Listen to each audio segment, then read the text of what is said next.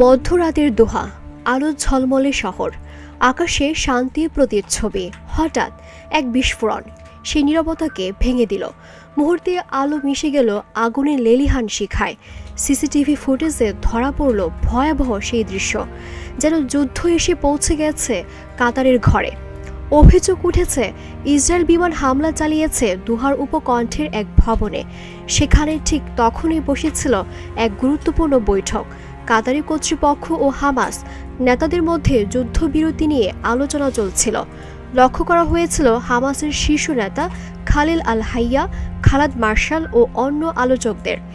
তারা প্রাণে বেঁচে গেল মৃত্যুর হাত এড়াতে পারেননি খালিল আল হাইয়ার ছেলে হাম্মাম আল হাইয়া ও তার ঘনিষ্ঠ সহযোগী জিহাদ লোবাদ।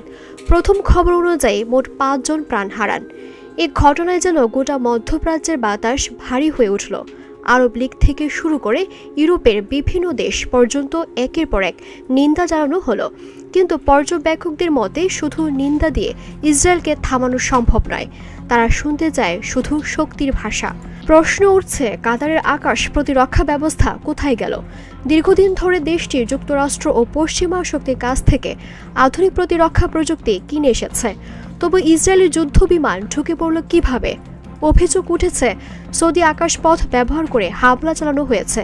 এমনকি সংযুক্ত আরব আমিরাতও হয়তো এতে ভূমিকা রেখেছে। ইসরায়েল জানিয়েছে যুক্তরাষ্ট্রের সহায়তায় তৈরি 2টি উন্নত ক্রুজ মিসাইল ব্যবহার করেছে তারা, পোপিয়া টর্বো ও ব্লু স্পিয়ার। জিপিএস গাইডেন্সে পরিচালিত এসব অস্ত্র দূরপাল্লার লক্ষ্যবস্তুতে নিখুঁত আঘাত হানতে পারে। এখানেই থেমে থাকেনি বিতর্ক।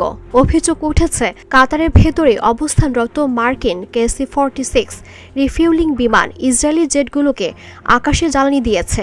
যে সামরিক ঘাঁটি কাতার দিয়েছিল নিজের নিরাপত্তার জন্য, সেটাই নাকি পরিণত হয়েছে নিজের বিরুদ্ধে ব্যবহৃত হাতিয়ারে। এই আঘাত শুধু একটি ভবন ভাঙেনি, ভেঙে দিয়েছে আঞ্চলিক আস্থারও দেওয়াল। কাতার এখন ইরানের সঙ্গে সরাসরি যোগাযোগ করছে, সাহায্য চাইছে প্রতিরক্ষার জন্য। কারণ ইরান নিয়ন্ত্রণ করে ইরাক ও কুয়েতের আকাশ প্রতিরক্ষা ব্যবস্থা। ফলে নতুন সমীকরণ তৈরি হচ্ছে, আরব দুনিয়ায় মিত্রতা বদলে যাচ্ছে, সম্পর্কগুলো আবার আঁকাবাঁকা হয়ে উঠছে। রাজনৈতিক বিশ্লেষকেরা বলছেন কাতারের মাটিতে প্রথমবারের মতো ইসরায়েলি হামলা মধ্যপ্রাচ্যের সংঘাতকে আরও ঘনীভূত করবে। এতে আঞ্চলিক শক্তিগুলোর সরাসরি অংশগ্রহণের সম্ভাবনাও উড়িয়ে দেওয়া যাচ্ছে না। রাতের দুহার সেই আগুন এখন শুধু একটি ভবনের গল্প নয়, বরং সংকেত দিচ্ছে মধ্যপ্রাচ্যের মাটি হয়তো আবারও কাঁপতে যাচ্ছে।